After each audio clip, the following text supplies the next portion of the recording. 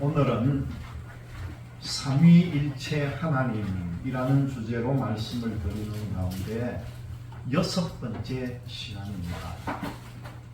지금 우리가 이제 하나님의 정체성에 대해서 12가지 정체성 가운데에 15번이 지나갔고, 오늘은 6번째로 전지하신 하나님, 전지하신 하나님은 어떤 분인가에 대해서 말씀을 나눠볼까 합니다. 먼저 시편의 말씀을 한번 봅니다. 시편 147편 5절 말씀입니다. 우리 주는 위대하시며 능력이 많으시며 그의 지혜가 무궁하시도다. 로마서 11장 33절 말씀. 깊도다 하나님의 지혜와 지식의 풍성함이요 그의 판단은 헤아리지 못할 것이며 그의 길은 찾지 못할 것이로다. 요한일서 3장 20절 말씀. 이는 우리 마음이 혹 우리를 책망할 일이 있어도 하나님은 우리 마음보다 크시고 모든 것을 아시기 때문이라. 여러분, 이 성경은 말이에요, 삼위 하나님이 전지자가 되심을 다양한 표현으로 우리에게 알려주고 있습니다. 애지자 하나님, 애정자 하나님, 무궁한 지혜자 하나님, 그렇게 우리에게 가르쳐 줍니다. 애지자 하나님은 십자가 대속의 사건도 이미 창세 전에 미리 아시고 애정하셨다는 것이죠. 이는 사람의 지혜로는 결코 이해할 수가 없는 신비한 하나님의 영역에 속하는 일입니다. 그리고 애정자 하나님은 자신의 종들이 어머니 태중에서 형성하기도 전에 미리 애정하고 구별시켜서 세워주셨다는 것이죠. 그 예로 에레미야를 복중에서 짓기 전에 미리 알고 열방의 선지자로 세우셨고요. 또한 시편 139편을 보면은 다윗이 형질이 이루어지기 전에 이미 주의 책에 기록하셨다, 그런 말씀이 나옵니다. 그리고 또한 바울이 어머니 태에 있을 때에 이미 택정해가지고 이방인의 사도로 세우셨다, 그렇게 사도행전에는 나옵니다. 그 외에도 많은 하나님의 종들을 이미 애정하시고 택하셔서 하나님의 뜻을 이루어 나가게 하셨다는 것이죠. 그리고 무궁한 지혜자 하나님은 모든 것을 다 알고 계신다는 거예요. 그렇기 때문에 만물은 하나님 앞에서는요, 완전히 벌거벗은 것처럼 다 드러나게 되어 있다는 겁니다. 예수님께서는 마태복음 10장 30절에 뭐라고 합니까? 사람의 머리털까지 세시는 분이라. 세상 모든 거민들, 즉 악인과 선인을 내려다보시고 이들의 행사를 헤아리고 계신다는 겁니다.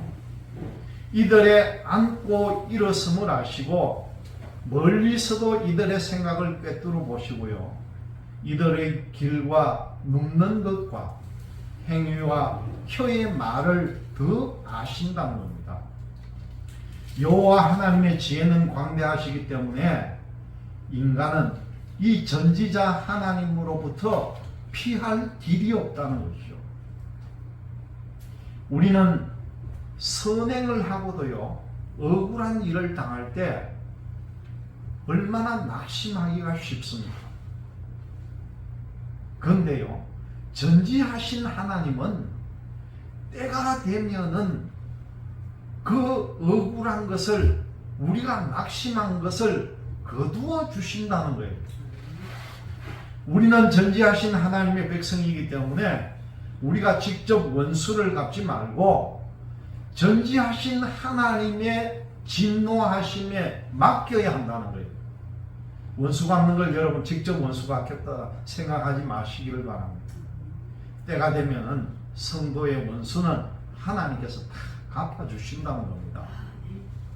원수 갚는 것이 전지하신 하나님께 있고, 그의 친히 하나님께서 원수를 갚아주신다고 우리에게 약속을 해주셨습니다. 그러므로 그 원수가 줄이거든 먹여주고요, 목말라 하면은 마실 것을 주라는 겁니다. 그러면은 숯불을 그의 머리에 올려놓는 격이 되어서 언젠가 때가 되면은 나의 억울함을 갚아주시는 것이라는 겁니다. 하나님의 자녀들에게 필요한 모든 것도 자세히 알고 하나님은 우리에게 공급을 해주십니다. 그래서 예수님께서는 우리가 구하기 전에 우리에게 있어야 할 것을 성부 하나님께서 다 알고 계신다, 그렇게 말씀합니다. 여러분, 그렇다고 해서 우리가 기도할 필요가 없다는 말은 아닙니다. 우리는 하나님과 연합하기 위해서 반드시 하나님께 기도를 드려야 합니다. 그래서 예수님은 뭐라고 합니까? 주기도에서도요, 우리가 어떤 방식으로 기도를 해야 하는지 기도하는 방법을 우리에게 가르쳐 주신 것이죠. 예수님이 가르쳐 주신 기도의 방식인 이 주기도를 보면은요, 먼저 삼위 하나님의 뜻이 하늘에서 이룬 것 같이 땅에서도 이루어지도록 기도하라, 그렇게 말씀합니다. 하나님의 뜻은 죄된 인간을 구원하고자 하는 하나님의 구원 계획이라는 거죠. 이미 이 구원 계획은 하늘에서 이루어졌다는 것이고요, 그리고 이제 땅에서도 이루어질 것이라는 겁니다. 우리는 이 하나님의 뜻과 나의 뜻이 항상 하나로 일치되도록 해야 합니다. 그런데 하나님과 멀리 떨어져 있기 때문에 우리가 기도의 파이프라인을 연결해야만 하나님의 뜻과 내 뜻을 연합시킬 수가 있다는 것을 우리가 알아야 된다는 것이죠. 이 뜻을 구한다 하면은요, 이제 우리가 이 땅에서 우리에게 필요한 것들을 구해야 합니다.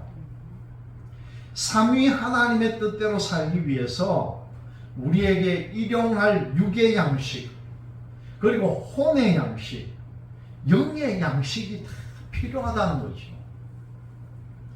또한 우리에게 죄 지은 자를 용서해주고 나의 죄도 용서받아가지고 항상 이웃들과 용서와 자비와 사랑의 관계를 유지해야 한다는 겁니다.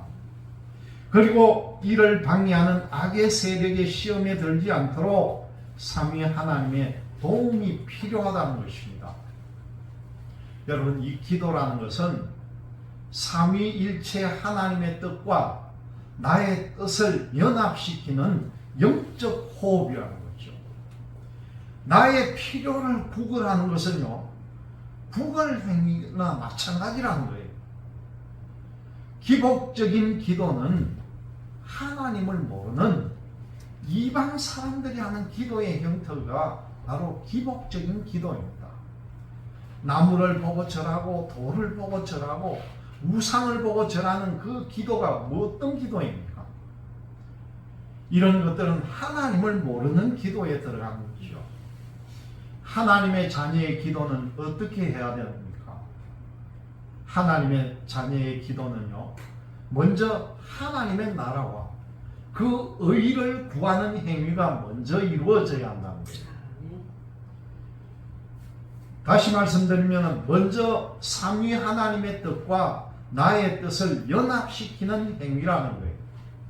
이렇게 할 때에 전지하신 하나님은 자신의 뜻에 합당한 기도를 기뻐 받으시면서, 여러분 잘 들으세요, 그 기도하는 자녀가 구하지도 않은 것까지도 모두 채워주시는 분이 바로 하나님이시라는 겁니다.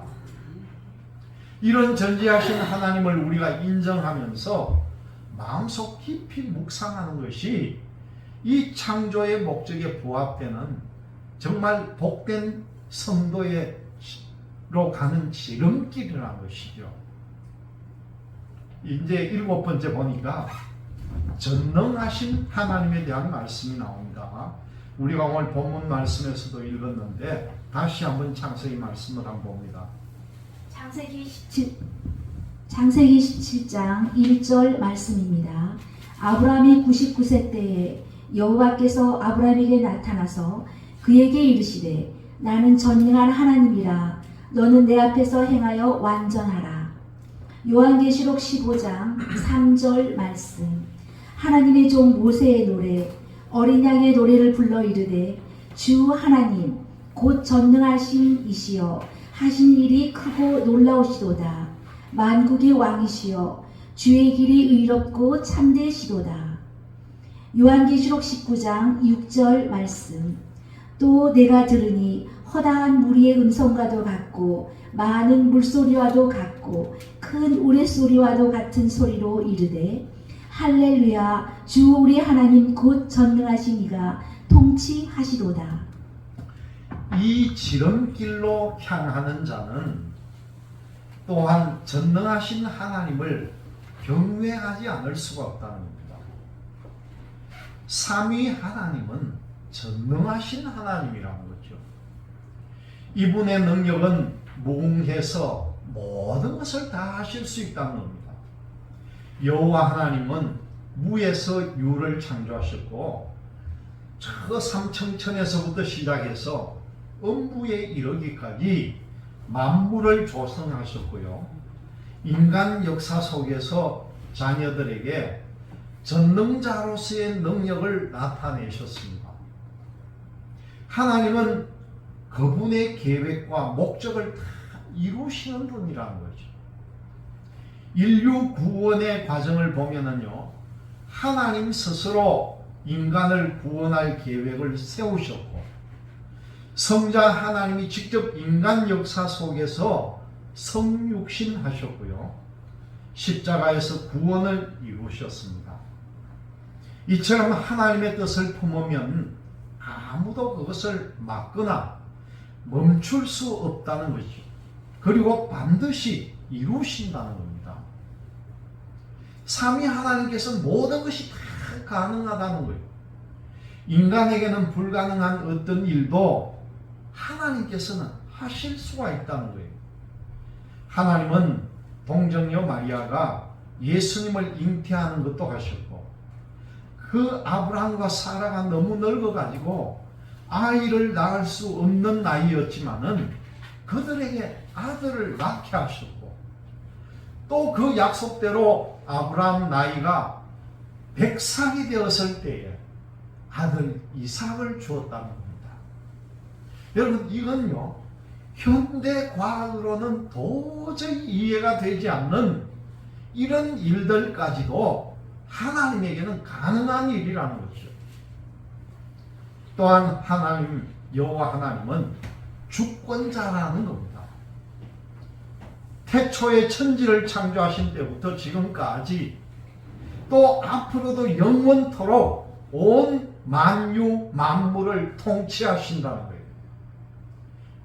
하나님은 피곤치 아니하시며 곤비치 아니하시며, 그렇게 성경은 말합니다. 그리고요, 이제도 있고 전에도 있고 장차 올 자로서 모든 시간을 초월하고 또 권능을 가지고 왕노릇 하신다, 그렇게 계시록에서는 말씀합니다. 주권자 되시는 하나님은 그의 뜻에 따라서 피조물을 영벌에 처하기도 하고요, 구원을 베푸시기도 한다는 겁니다. 또한 그 뜻에 따라서 강팍하게 할 자를 강팍하게 하고, 또 긍휼을 베풀 자에게는 긍휼을 베푸신다는 것이죠. 주권자 되신 하나님은 자신의 뜻을 사람의 마음속에 집어넣어 가지고 그 사람을 통해서 하고자 하는 일들을 지금도 이루고 계신다는 겁니다. 하나님은 자신의 소유를 그의 뜻대로 하실 수가 있는데, 이것은 하나님의 전적인 주권에 속한다는 겁니다. 여러분, 이 다윗의 고백을 보면은요, 지존자의 은밀한 곳에 거하는 자는 전능하신 여호와 하나님의 보호를 받는다. 그렇게 시편 91편에 말합니다. 여러분, 참새 한 마리도 전능자 하나님의 허락 없이는 땅에 떨어지지 못한다고 말씀합니다. 예수님의 허락 없이는요, 내 머리카락 하나이 빠지는 것도, 혹시 상함을 입는 것도 예수님의 허락 없이는 이루어지지 않는다는 거예요. 또한 하나님의 보호를 받는 자들은 전능자와의 어떤 파워를 자기 자신도 소유할 수가 있게 된다는 걸 우리가 깨달아야 합니다. 그래서 예수님은 뭐라고 합니까? 자신을 믿는 자에게는 능치 못할 일이 없다. 그렇게 말씀하잖아요. 마가복음 9장 23절을 보면은 능치 못함이 무엇이냐? 그런 말씀이 나옵니다. 능치 못할 일이 없다는 거예요. 이렇게 전능자 하나님의 속성을 실체로서 경험하는 우리 성도는 창조주가 주시는 진정한 행복을 맛보며 살아갈 수가 있다는 거죠. 이제 8번째로 보니까요, 무소부재하신 하나님입니다. 이사야서 말씀을 한번 봅니다. 이사야 6장 3절 말씀입니다. 서로 불러 이르되 거룩하다 거룩하다 거룩하다 만군의 여호와여, 그의 영광이 온 땅에 충만하로다 하더라. 예레미야 23장 24절 말씀. 여호와의 말씀이니라. 사람이 내게 보이지 아니하려고 누가 자신을 은밀한 곳에 숨길 수 있겠느냐. 여호와가 말하노라. 나는 천지에 충만하지 아니하냐. 삼위 하나님의 마지막 사역적 속성은 무소부재하신 하나님이라는 겁니다. 하나님은 무소부재자이십니다. 하나님은 천지에 충만하여 이분을 피하여 은밀한 곳에 숨을 수가 없다는 것이요. 성자 하나님과 성령 하나님은 하늘에 올라가도 거기에도 계시고요, 음부에 내려가도 거기에 계시고, 바다 끝에 가도 그곳에 계시고, 물 가운데 지날 때도, 강을 건널 때도, 불 가운데 행할 때도 그곳에 계신다는 겁니다. 우리가 어디를 가더라도 그곳에 삼위 하나님이 임재하시면서 또 이곳에도 계시면서 동시에 저곳에도 함께 계시기 때문에 하나님의 임재로부터 우리는 피할 데가 없다는 겁니다. 이렇게 삼위 하나님은 공간적으로도 부재하시지만은 더 나아가서 시간적으로도 무소부재하시다는 겁니다. 삼위 하나님은 태초부터 영원까지 늘 계셨습니다. 인간은 타락한 이후에 시간 속으로 돌아와서 시간의 제한을 받고 살아가고 있습니다. 그렇기 때문에 시간적 존재인 인간이 영원성을 이해하는 것은 쉽지가 않다는 거죠. 삼위 하나님은 초월적인 영원한 세계에 속한 분이면서 동시에 제한적인 시간을 살아가는 우리와 함께 하신다는 겁니다. 실제로 성자 예수님은요, 제자들에게 세상 끝날까지 우리와 함께 있겠다고 말씀합니다. 그리고 부활한 후에 40일째 되는 날에 성천하셔서 낙원에 계시지만 그 2000년 지금 지난 동안 그 무소부재하신 하나님은 우리 성도들과 함께 계셨고 앞으로도 계속해서 세상 끝날까지 여러분들과 함께 계실 것입니다. 이분은 세상 어디에나 계시면서 동시에 택함받은 자녀들과 함께 동행하시고 그들이 해야 할 일을 친히 인도하고 계신다는 것입니다. 그런데요, 우리 성도 중에는 예수님의 무소부재하심을 알지 못하거나 인정하지 않는 사람들이 많다는 겁니다. 이를 매일 인정하고 깊이 묵상하지 않는 성도는 쉽게 예수님의 이 무소부재하심을 망각하고 마음대로 죄를 짓고 예수님을 두려워하는 마음을 가지지 않는다는 것이죠.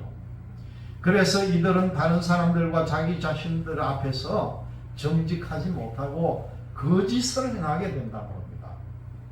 왜냐하면요, 예수님이 다 듣고 보고 계시다는 것을 알지 못하기 때문이라는 거죠. 그리고 예수님의 임재에 대한 믿음이 없기 때문에 매사에 근심과 걱정과 스트레스로 가득 차 있다는 겁니다. 거기다가 보이지 않는 예수님께 헌신할 수도 없고요. 또 반대로 돈이나 권력이나 명예나 이런 자기 영광이나 또 자녀, 눈에 보이는 우상들을 섬기게 되어 있다는 겁니다. 거기에 반해서 무소부재하신 하나님의 속성을 날마다 인정하고 묵상하는 성도는 어떻게 합니까? 예수님을 두려워하고 예수님을 경외하는 삶을 살아갑니다. 예수님이 내 곁에서 모든 것을 보고 계심을 알기 때문에 마음에 평강이 있다는 거죠. 예수님의 동행으로 위로와 안위를 받고 이 마음속 깊은 곳에서 기쁨이 넘쳐나온다는 겁니다. 그리고 다른 사람들과의 관계에서도요, 자비와 긍휼이 저절로 생겨난다는 겁니다.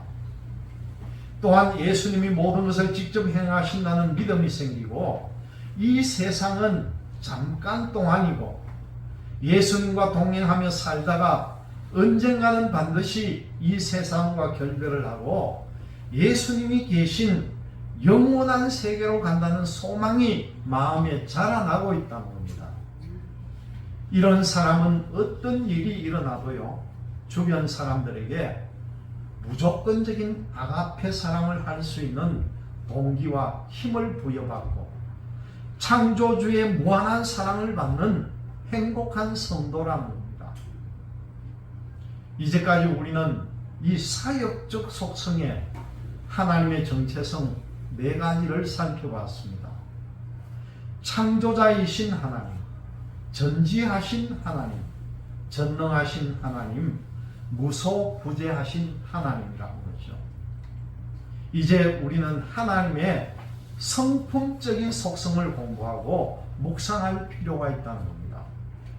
하나님의 성품적 속성은 4가지가 있는데요. 그것은 바로 사랑의 하나님, 자비의 하나님, 은혜의 하나님, 공의의 하나님이라는 겁니다. 그럼 우리가 이제 9번째로 사랑의 하나님에 대해서 알아봅니다. 요한 1서의 말씀을 한번 봅니다. 요한 1서 4장 8절 말씀입니다. 사랑하지 아니하는 자는 하나님을 알지 못하나니 이는 하나님은 사랑이시니라. 요한 1서 4장 16절 말씀. 하나님이 우리를 사랑하시는 사랑을 우리가 알고 믿었노니 하나님은 사랑이시라. 사랑 안에 거하는 자는 하나님 안에 거하고 하나님도 그의 안에 거하느니라. 하나님은 사랑이시고 사랑의 하나님입니다. 이 하나님의 사랑이 삼위일체 하나님을 통해서 표현이 되어 있습니다. 성부 하나님은 사랑을 주시는 하나님이고요. 성자 하나님, 우리가 말하는 예수님은 이 사랑을 사람들 앞에서 몸소 보여주신 하나님이라는 거죠. 그리고 성령 하나님은 이 사랑을 행할 수 있도록 능력으로 도와주신 하나님이라는 겁니다. 우리가 이걸 잘 기억을 해야 합니다. 하나님은 택하신 자신의 백성들을 사랑하셔서 우리에게 구원을 베푸셨습니다. 특별히 제2위이신 독생자 예수를 이 땅에 보내어서 그 하나님의 사랑을 갈보리산 십자가에서 표하셨다는 거죠. 여러분, 이것은 우리가 잘나서가 아닙니다. 하나님께서 일방적으로 자신의 백성들에게 베푸신 무조건적인 사랑이라는 걸 우리가 알아야 된다고 합니다. 하나님은 자신이 베푼 사랑이 자녀들 속에서 거하기를 원하고 계신다는 거죠. 하나님을 사랑하며 하나님의 성품을 담는 자녀들은요, 자연스럽게 성령의 9가지 열매를 맺게 된다는 것이요. 그 중에 뭡니까? 9가지 성령의 열매 중에 가장 어뜸이 되는 것이 사랑이라는 거예요. 이렇게 하나님의 사랑 안에 거하는 사람은 하나님 안에 거하는 자이고요, 하나님도 이 사람 안에 거하고 계신다. 오늘 요한 1서에서 그렇게 우리에게 알려줍니다. 또한 하나님은 자녀들과 그가 베푸신 사랑을 닮아서 서로 사랑하기를 원하신다는 거죠. 여호와 하나님이 이 땅에 오셔서 우리에게 보여주신 사랑은 한마디로 표현하면 희생이라는 겁니다. 우리를 위하여 몸소 희생제물이 되어서 목숨까지도 바치신 것이죠. 그래서 예수님은 친구를 위하여 목숨을 버리는 것이 가장 큰 사랑이다. 그렇게 우리에게 가르쳐 줍니다.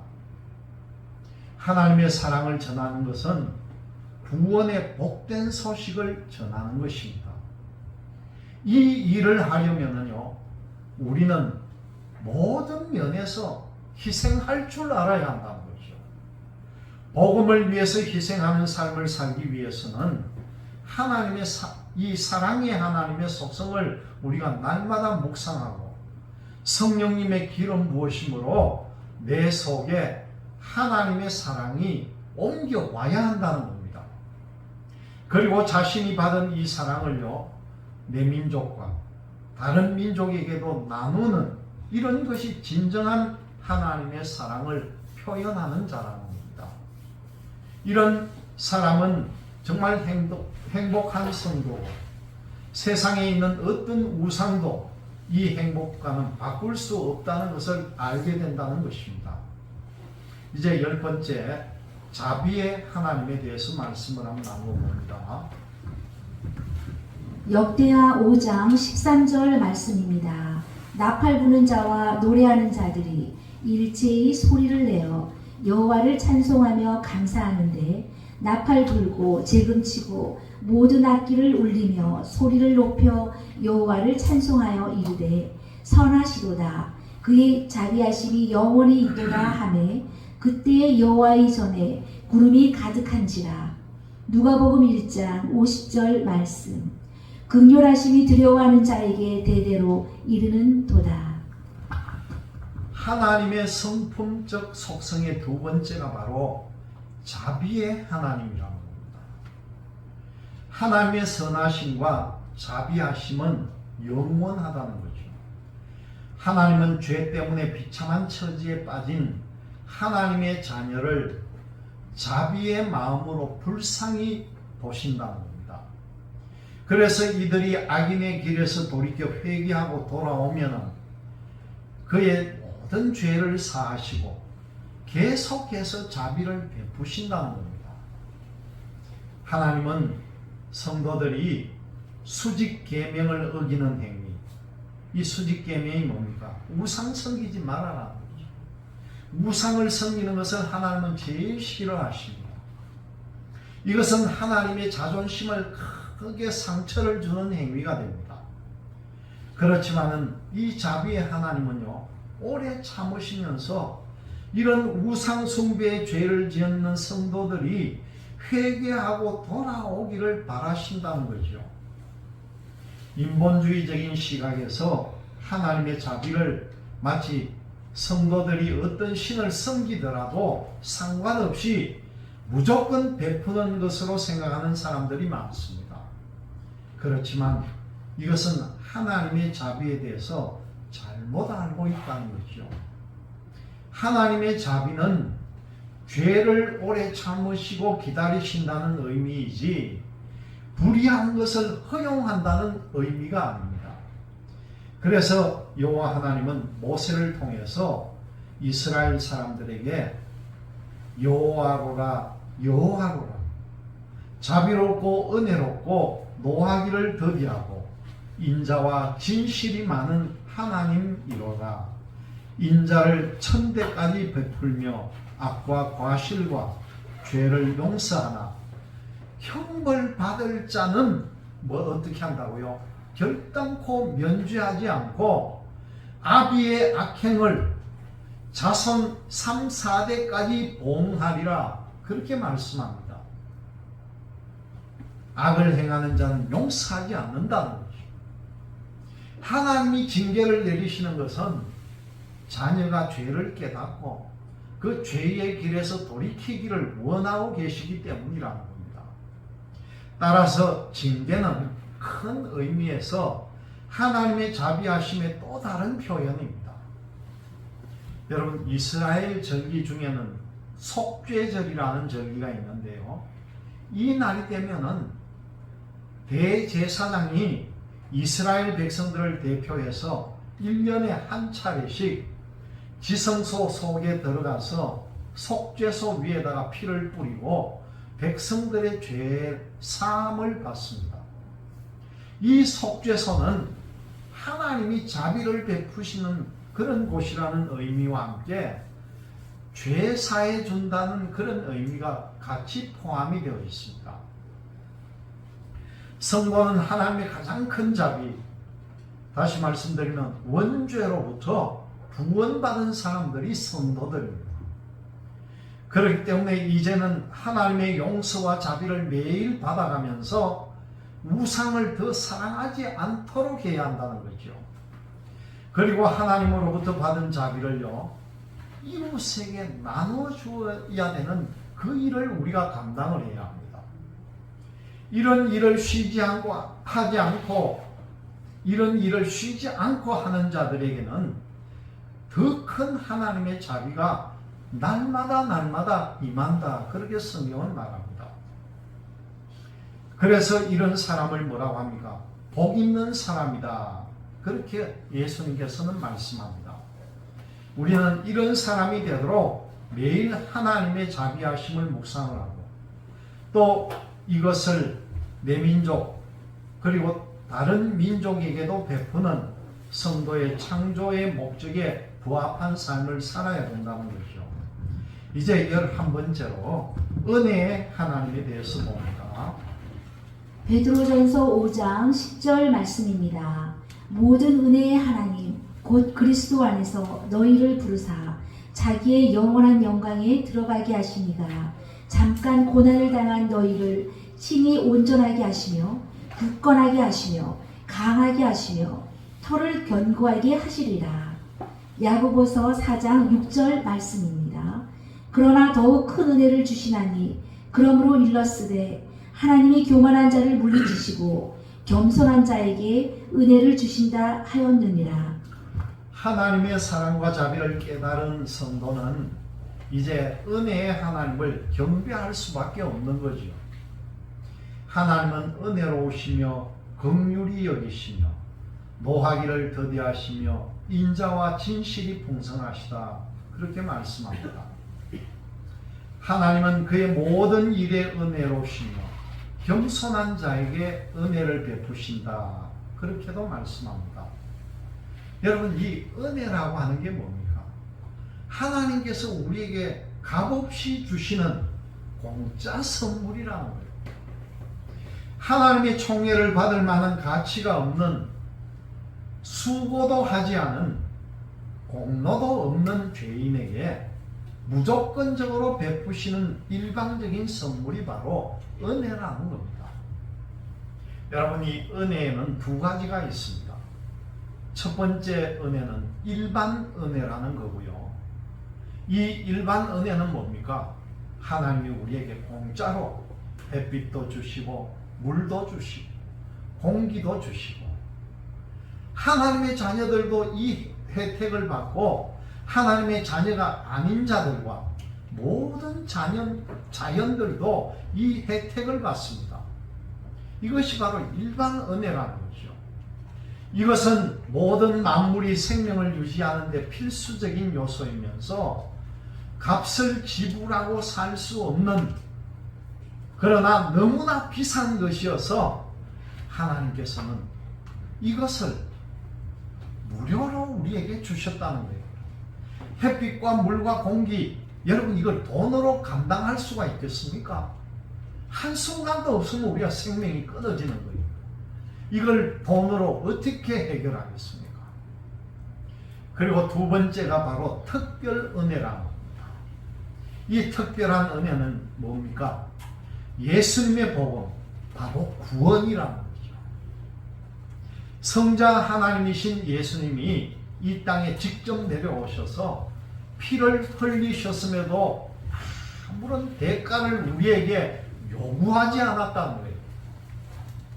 오직 그것을 겸손히 우리가 감사한 마음으로 믿기만 하면은 원죄로 인해서 영적으로 영원히 죽은 우리에게 영생을 선물로 주시고 천국 시민의 자격을 주셨잖아요.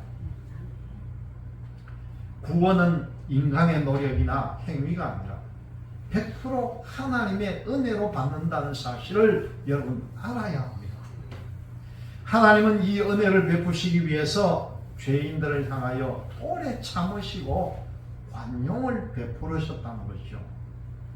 하나님은 특별 은혜를 받은 자들 중에 아주 작은 숫자를 선택해서 타민족에 이 은혜의 복음을 전하는 일을 맡겼습니다. 그래서 사도 바울은 이방의 복음을 전하고 하나님의 대구원 계획을 드러나게 하심은 지극히 작은 자보다 더 작은 자신에게 주신 하나님의 은혜다. 그렇게 사도 바울은 고백을 합니다. 이 말씀은요, 예수님의 은혜가 없으면은 그 이방에 나가서 복음 전하는 일을 할 수가 없다는 그런 뜻이죠. 사도 바울을 비롯해서 초대교회 사도들에게 은혜라고 하는 것은 매우 중요한 이슈가 되었습니다. 특히 사도 바울은 그 모든 서신에서 하나님의 은혜를 강조를 합니다. 예를 들어서 편지글 첫머리에 보면은 꼭 사도 바울이 편지에 뭐라고 적습니까? 주 예수 그리스도의 은혜가 너에게 있을지어다. 그렇게 편지를 씁니다. 그리고 마지막에도 성도들의 심령에 예수님의 은혜가 있기를 축도하는 내용이 나옵니다. 그리고 사도 바울뿐만 아니라 베드로나 사도 요한도 마찬가지로 성도들에게 예수님의 은혜가 있기를 구하는 내용들이 성경에는 나와 있습니다.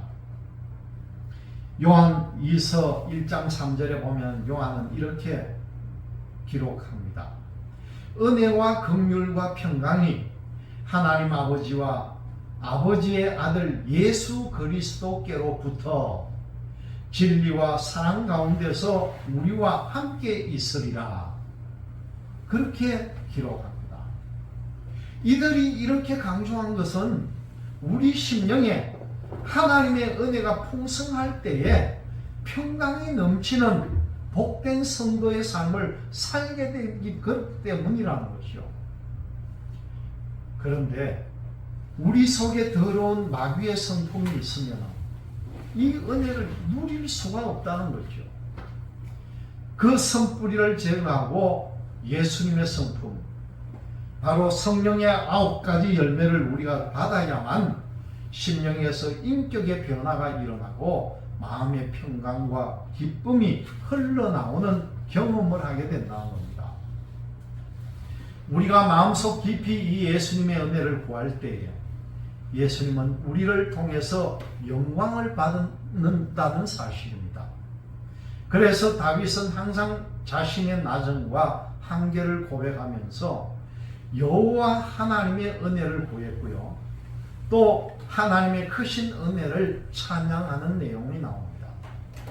여러분, 우리도 이 다윗처럼 그리스도의 성품으로 성화가 되어가지고 하나님께 영광을 돌리는 삶을 살도록 매일 은혜를 간구해야 합니다.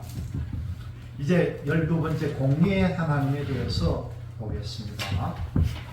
역대하 12장 6절 말씀입니다. 이에 이스라엘 방백들과 왕이 스스로 경비하여 이르되 여호와는 의로우시다 하매. 에스라 9장 15절 말씀. 이스라엘 하나님 여호와여, 주는 의로우시니 우리가 남아 피하는 것이 오늘날과 같사온건을 도리어 주께 범죄하였사오니 이로 말미암아 주 앞에 한 사람도 감히 서지 못하겠나이다 하니라. 이사야 45장 21절 말씀. 너희는 알리며 진술하고 또 함께 의논하여 보라. 이 일을 옛부터 듣게 한 자가 누구냐? 나 여호와가 아니냐?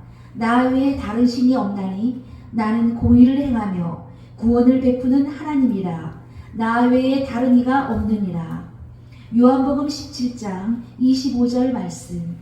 의로우신 아버지여, 세상이 아버지를 알지 못하여도 나는 아버지를 알았사옵고 그들도 아버지께서 나를 보내신 줄 알았사옵나이다.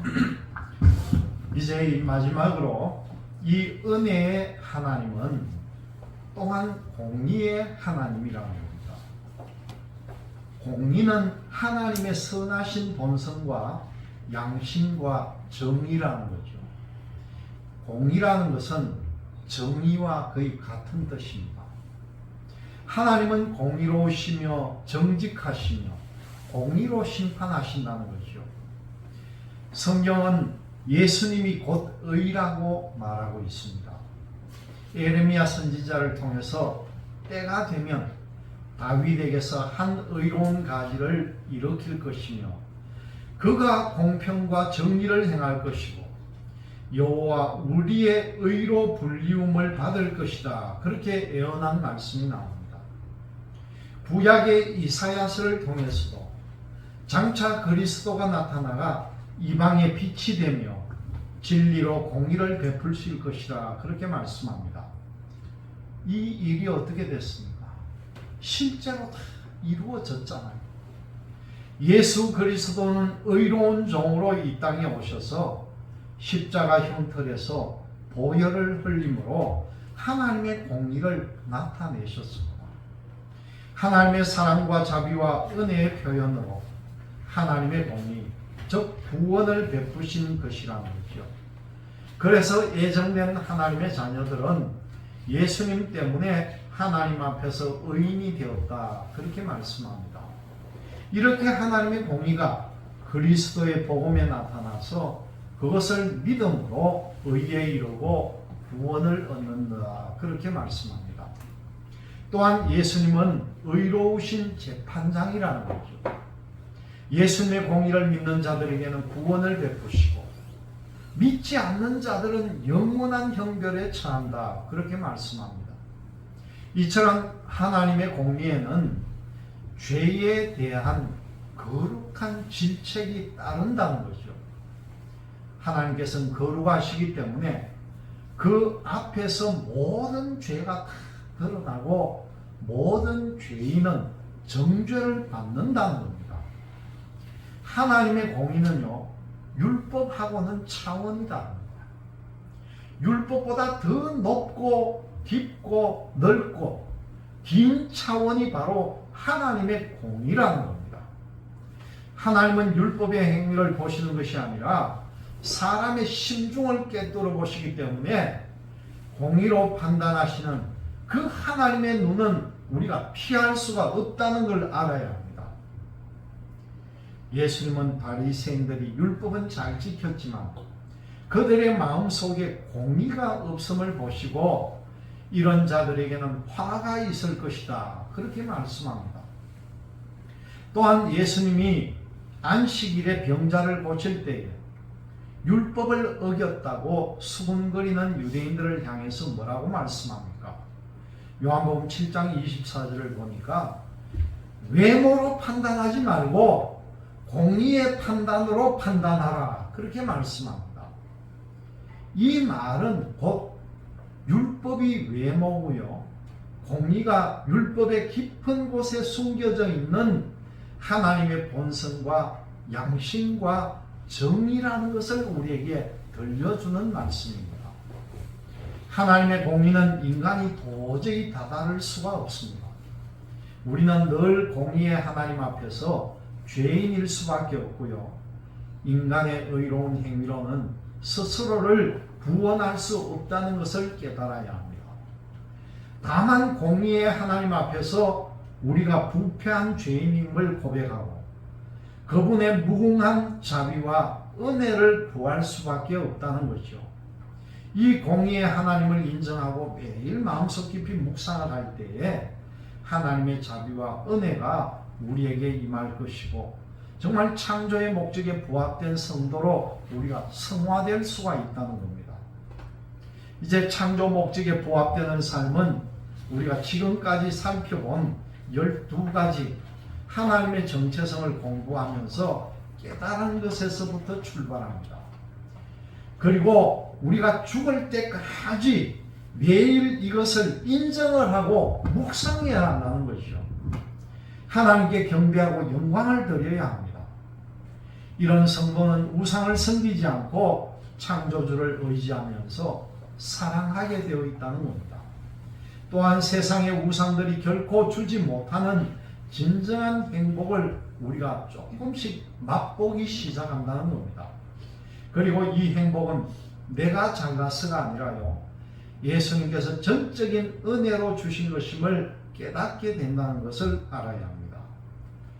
이렇게 첫째 단계인 하나님의 정체성 12가지를 우리가 매일 묵상하는 성도들은 이제 다음 시간에 연결되는 둘째 단계로 발전하게 됩니다.